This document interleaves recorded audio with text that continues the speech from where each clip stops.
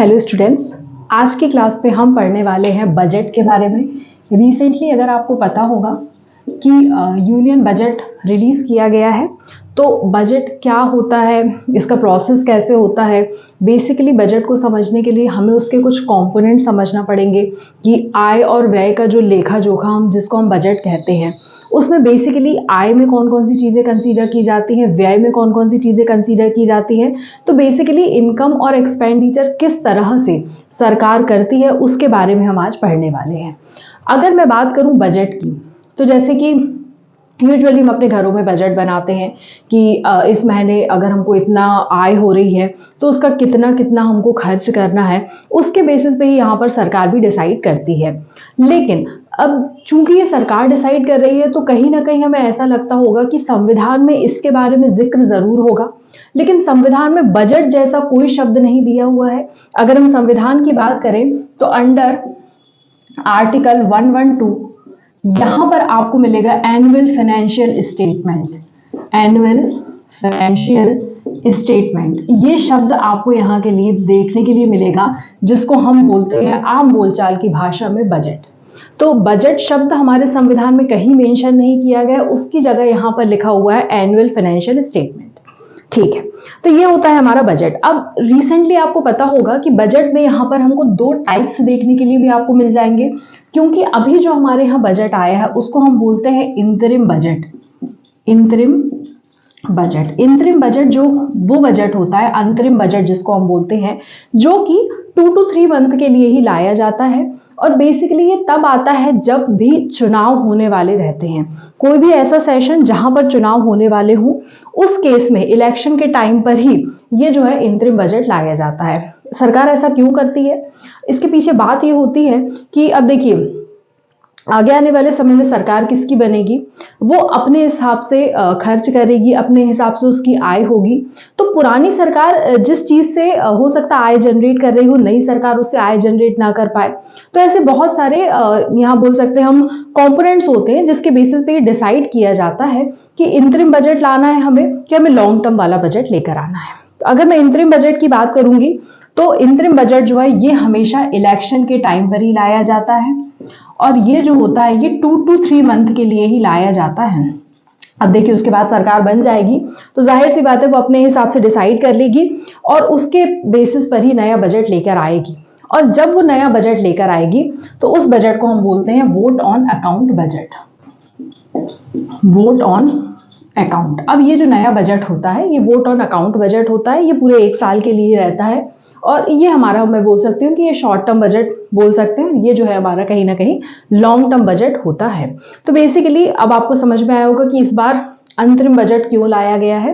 तो अंतरिम बजट लाने के पीछे कारण ही ये रहा है कि अभी इलेक्शन है, इसलिए हम अंतरिम बजट लेकर आए। हम पूरी तरह से अभी नहीं बोल सकते हैं कि हम वोट ऑन अकाउंट कब लेकर आएंगे, बट 2 to 3 मंथ बाद जब सरकार बन जाएगी उस समय पर ही वोट ऑन अकाउंट होगा। ठीक है, तो ये तो हो गई बात बजट की। अब यहां पर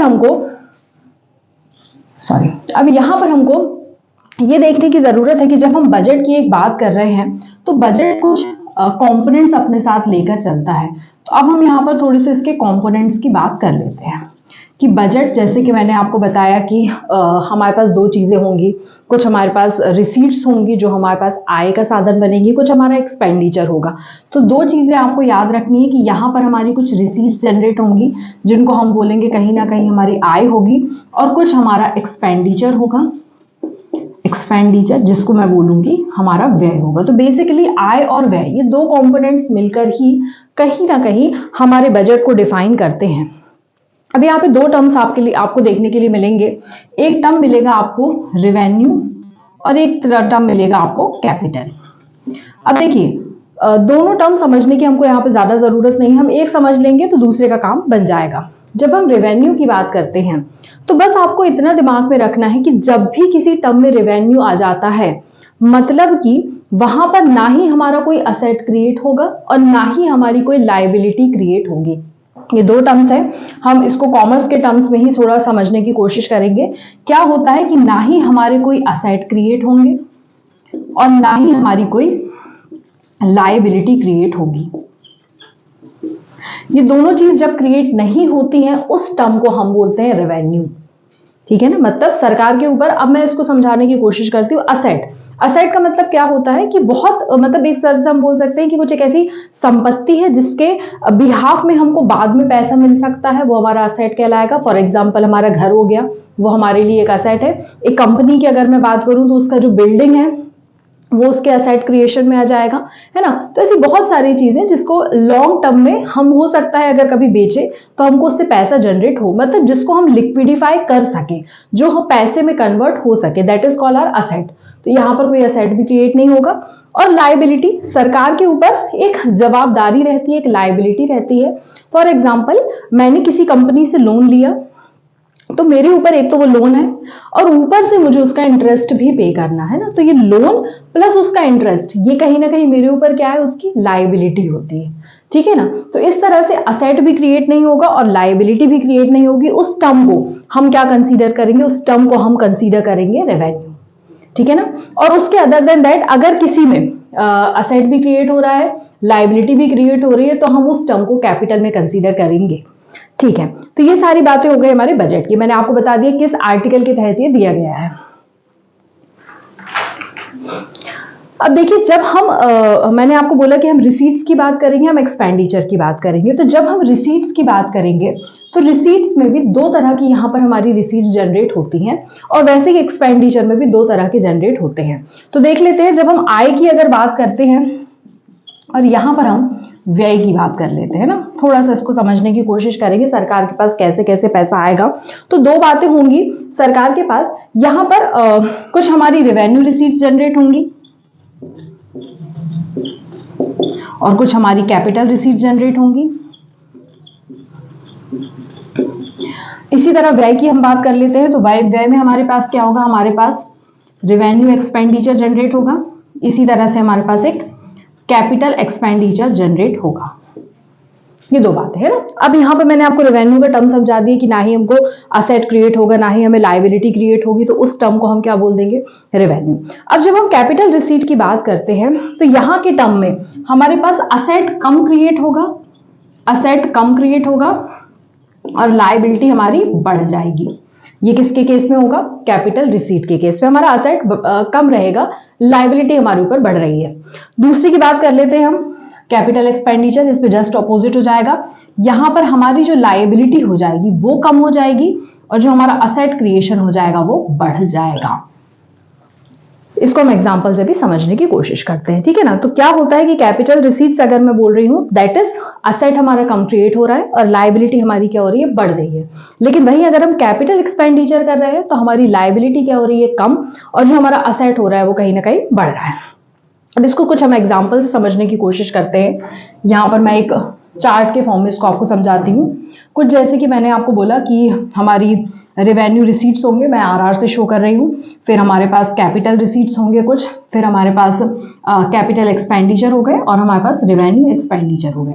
ये चार टर्म्स है ना। मैं इसमें आपको एग्जाम्पल से समझाने की कोशिश करती हूँ। मान लीजिए गवर्नमेंट को 5,000 रुपए की जरूरत है, तो गवर्नमेंट को 5,000 रुपए का कहीं ना कहीं जीएसटी मिला। मैं बोल रही हूँ गवर्नमेंट को 5,000 रुपए का जीएसटी मिला। अब एक चीज आप हमेशा दिमाग में बिठा लीजिए कि किसी भी तरह का टैक्स जब गवर्नमेंट को रिसीव होता है, फॉर एग्जांपल कॉर्पोरेट टैक्स हो गया, इनकम टैक्स हो गया, जीएसटी हो गया, और एक्साइज ड्यूटी वाला टैक्स हो गया, एक्सपोर्ट इंपोर्ट वाला टैक्स हो गया, तो ये जो भी टैक्स जो होते हैं वो हमेशा हमारे रेवेन्यू रिसीट में काउंट होते हैं। कोई भी टैक्स, एक्स वाई जेड, किसी भी तरह का टैक्स, है ना। क्यों? क्योंकि देखिए ये कहीं ना कहीं गवर्नमेंट को मिला हुआ है। गवर्नमेंट इसके बिहाफ में आपके लिए कुछ करेगी नहीं। आप टैक्स देते हैं, सपोज आपने रोड टैक्स दिया, है ना, आप हर बार रोड टैक्स देते हैं, आपने रोड टैक्स दिया, तो क्या सरकार के ऊपर ये लायबिलिटी होती है कि वो रोड आपको बनाकर दे?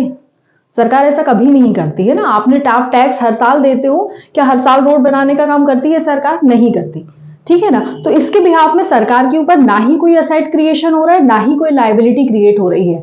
तो अगर उसको जीएसटी मिल रहा है या किसी भी तरह का टैक्स मिल रहा है तो वो हमेशा किस में काउंट होगा, रेवेन्यू रिसीट्स में काउंट होगा। ना असेट क्रिएट हुआ ना लायबिलिटी क्रिएट हुई, ठीक है। नेक्स्ट हम बात कर लेते हैं। सपोज गवर्नमेंट है हमारी, इंडियन गवर्नमेंट, उसने क्या किया है, नेपाल को 1,000 रुपए उधार पर दिए हैं 10% के ब्याज में। उधार में दिए हैं 10% के ब्याज में। अब देखिए 10% के ब्याज पर हमने दिए तो हैं, लेकिन क्या अभी मेरे को पैसा मिल जाएगा? मैंने आज ही दे दिया है पैसे नेपाल को, तो क्या मुझे आज ही मिल जाएगा पैसा? नहीं, मुझे आज नहीं मिलेगा पैसा, मुझे आगे आने वाले समय में मिलेगा। मतलब एट प्रेजेंट मेरे पास ना ही कोई असेट क्रिएट हुआ है, ना ही कोई लायबिलिटी क्रिएट हुई है। Again that terms comes under revenue receipt.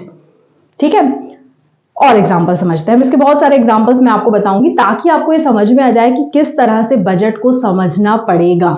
ठीक है, अब देखिए जैसे कि फॉर एग्जाम्पल यहाँ पे 3 चीज मैं बताऊंगी आपको।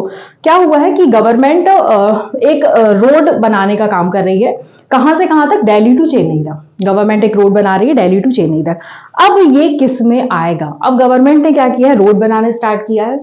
अब दिल्ली टू चेन्नई तक वो रोड बना रही है, तो क्या होगा? असेट क्रिएट होगा, जाहिर सी बात है क्रिएट होगा, क्योंकि भाई रोड बन रही है, आगे आने वाले समय में कहीं ना कहीं हमारे इन्वेस्टमेंट का काम करेगी गवर्नमेंट के लिए। तो ये क्या हो गया है, असेट क्रिएट कर रही है। अब असेट कितना क्रिएट कर रही है? असेट हमारे लिए बहुत ज्यादा क्रिएट कर रही है। तो जब हमारा असेट बहुत ज्यादा क्रिएट होगा तो ये किस में आ जाएगा? हमारा कैपिटल एक्सपेंडिचर में आ जाएगा। कैपिटल एक्सपेंडिचर में आ जाएगा, है ना। तो छोटा छोटा से टर्म्स है, उनको कहीं थोड़ा सा आप डिवाइड कर अगर पढ़ेंगे ना तो बहुत अच्छे से आपको ये पूरा सिनारियो समझ में आएगा। एक और एग्जांपल में 3 चीजें आ जाएंगी। जैसे कि फॉर एग्जांपल मैं बोल रही हूँ गवर्नमेंट ने वर्ल्ड बैंक से लोन लिया ना, गवर्नमेंट ने वर्ल्ड बैंक से सपोज 1 बिलियन का लोन लिया, 1 बिलियन का लोन लिया गवर्नमेंट ने। तो अब ये किस में आ जाएगा? अब लोन लिया है ना, तो गवर्नमेंट के ऊपर लायबिलिटी है। लायबिलिटी गवर्नमेंट के ऊपर क्या है? बढ़ रही है। तो लायबिलिटी बढ़ रही है तो that comes under capital receipt. तो वो क्या हो गया भाई? कैपिटल रिसीट हो गया। अब लोन ले लिया हमने, अब गवर्नमेंट उसको चुकाएगी। तो अब क्या कर रही है गवर्नमेंट ने, जो भी लोन लिया था उस लोन का इंटरेस्ट चुका रही है। ध्यान से सुनेंगे, यहां हमने लोन लिया था, अब हम उसका इंटरेस्ट चुका रहे हैं। हमने पैसा नहीं चुकाया, अभी केवल इंटरेस्ट चुका रहे हैं। जब हम किसी चीज का इंटरेस्ट चुकाएंगे मतलब हम क्या जनरेट कर रहे हैं? Revenue expenditure. केवल इंटरेस्ट चुका रही हूं मैं भी, अभी मैंने फुल पैसा नहीं दिया है गवर्नमेंट ने, तो अभी मैं केवल इंटरेस्ट चुका रही हूं। That comes under revenue expenditure. आगे आने वाले समय में मैं पूरा पैसा चुका दिया है मैंने वर्ल्ड बैंक का, जब मैंने पूरा पैसा चुका दिया है that comes under capital expenditure. ठीक है, आई होप यहां तक आप लोगों को समझ में आया हो कि किस तरह से डिवाइडेशन होता है। ये हमने पढ़ने की आवश्यकता क्यों है? क्योंकि जब भी हम बजट पढ़ेंगे, आप बजट में एक एक सिनारियो अगर स्टडी करेंगे तो आपको समझ में आएगा कि भाई कौन सी चीज रेवेन्यू जनरेट करने का काम करेगी, कौन सी चीज कैपिटल जनरेट करने का काम करेगी, कौन सी चीज हमारी आय के स्रोत होगी, कौन सी चीज हमारे व्यय का स्रोत बनेगी, है ना। तो इसके लिए ही मैंने आपको कुछ एग्जांपल्स यहाँ पर दिए हुए हैं ताकि आपको इजीली समझ में आ सके कि कौन सी चीज कहां पर लाई करेगी। अब देखिए बजट ऑलरेडी बहुत बड़ा टर्म है, इसका हम सेकेंड पार्ट भी करेंगे जिसमें हम इस बजट में जो भी योजनाएं हैं उनके बारे में जिक्र करेंगे। उन योजनाओं के बारे में पढ़ेंगे कि वो योजनाएं सेंट्रल गवर्नमेंट स्पॉन्सर्ड की हुई योजनाएं हैं, किस क्षेत्र के लिए लाई गई हैं। बेसिकली अगर इस बार का अगर आप बजट देखेंगे तो वो नारी ओरिएंटेड ज्यादा है ना, और यूजुअली ऐसा होता है कि वो बजट जो आ रहा है वो इस बार गरीबों पर फोकस करके ज्यादा लाया गया है। मैं यहाँ पर सरकार की कोई आलोचना नहीं करूंगी या मैं सरकार के पक्ष में भी कोई बात नहीं करूंगी, लेकिन जो एज ए स्टूडेंट आपको पता होना चाहिए मैं वही चीजें आप लोगों को यहाँ पर बताऊंगी।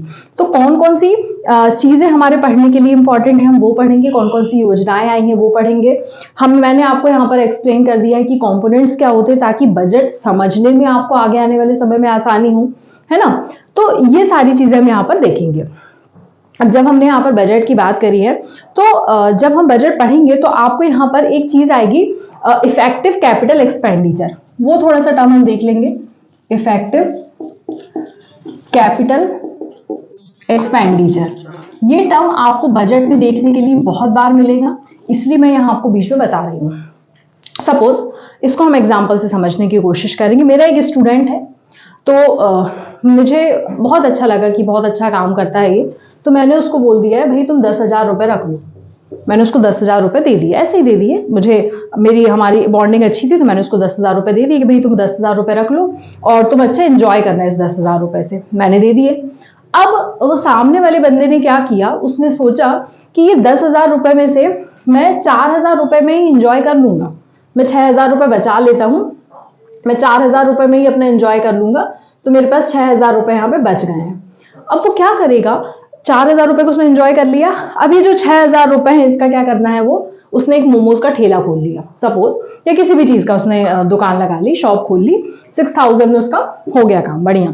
अब क्या हो रहा है, अब ये 6,000 रुपए क्या होने लगे हैं, कहीं ना कहीं उसके पास पैसा क्रिएट करने लगे हैं, एज ए इन्वेस्टमेंट होने लगे। मतलब कि मैंने जो 10,000 रुपए उसे दिए थे, वो 10,000 रुपए जिस पर्पस के लिए दिए हैं, उस पर्पस को पूरा करने के बाद किसी और चीज में एज ए इन्वेस्टमेंट यूज हो गए हैं।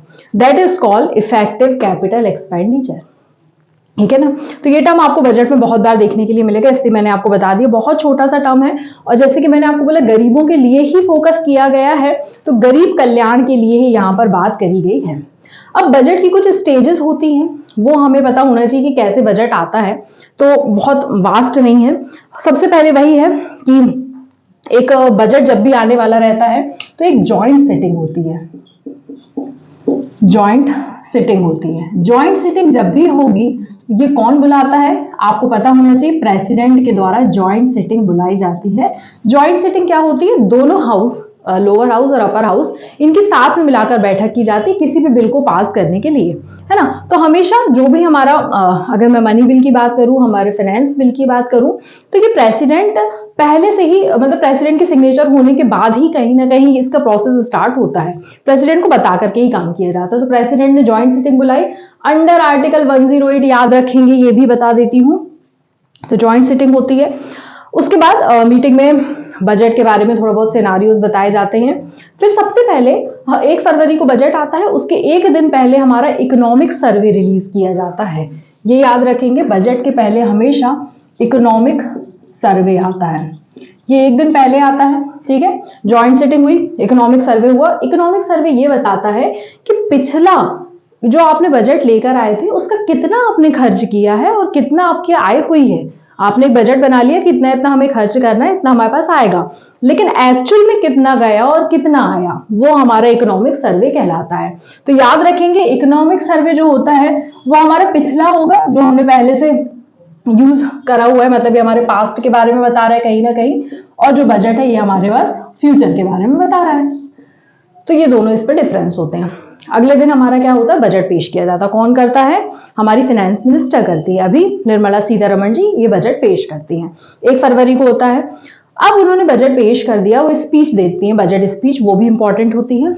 उसमें बहुत सारी योजनाओं के बारे में बताया जाता है, जो इंपॉर्टेंट योजनाएं हैं ना, पेपर के पर्सपेक्टिव से जो इंपॉर्टेंट है वो उसमें बताएंगे।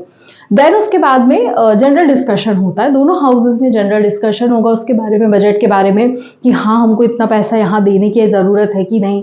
कुछ लोग आलोचना भी करेंगे, विपक्ष है तो आलोचना करेगा, कुछ बोलेंगे कि नहीं इस सेक्टर में ज्यादा पैसा नहीं लगाओ, इस सेक्टर में ज्यादा पैसा लगाओ। तो ऐसे करते करते जनरल डिस्कशन होगा। अब ये जब जनरल डिस्कशन होगा उसके बाद में यहाँ पर वोटिंग ऑन डिमांड के लिए वोटिंग होती है, वोटिंग ऑन डिमांड। जितनी भी आपने डिमांड क्रिएट करी, डिमांड फॉर ग्रांट्स, उसके लिए वोटिंग होगी, दोनों हाउसेस में वोटिंग होगी कि हाँ इसमें हमको इतना पैसा देना है, इतना पैसा देना है। उसके बाद हमारा फाइनेंस बिल आता है अंडर आर्टिकल 110, है ना। इसके बाद हमारा फाइनेंस बिल जनरेट होगा, वो बोलेगा कि हाँ भाई इतना इतना पैसा अब यहाँ पर आपको दे देना है, तो उस हिसाब से हम पैसा दे देंगे। ठीक, तो यहाँ पर ये होता है टोटल बजट किस तरह से आता है। हम केवल 1 फरवरी तक का हमको पता रहता है, उसके बाद जनरल डिस्कशन होता है, वो सब इंपॉर्टेंट नहीं रहता है। हमारे लिए क्या इंपॉर्टेंट है, कौन सी योजनाएं हैं, ये किस पर फोकस ज्यादा कर रही है गवर्नमेंट, वो हमको याद रखने की ज्यादा आवश्यकता होती है। तो ये इस तरह से एक प्रोसेस चलता है, जनरल डिस्कशन जो होता है वो इस तरह से यहाँ पर किया जाता है। ठीक है ना। तो यहाँ तक हमारा बजट वाला सेशन मेरे हिसाब से खत्म हो चुका है। आगे आने वाले टाइम पे बजट का जो हम सेकेंड पार्ट करेंगे उसमें मैं बहुत सारी आपको योजनाएं बताऊंगी जो पेपर के लिए हमारे बहुत इंपॉर्टेंट हो जाएंगी, और आने अभी आपका यूपीपीएससी का जो एग्जाम है उसमें बहुत अहम भूमिका निभाता है बजट और इकोनॉमिक सर्वे, है ना। और जो हमारी गवर्नमेंट की योजनाएं आती, गवर्नमेंट स्कीम्स तो बहुत इंपॉर्टेंट रहती है। तो आई होप यहां तक आप लोगों को क्लियर हुआ हो। नेक्स्ट वीडियो में हम इसके आगे डिस्कस करेंगे। Thank you so much.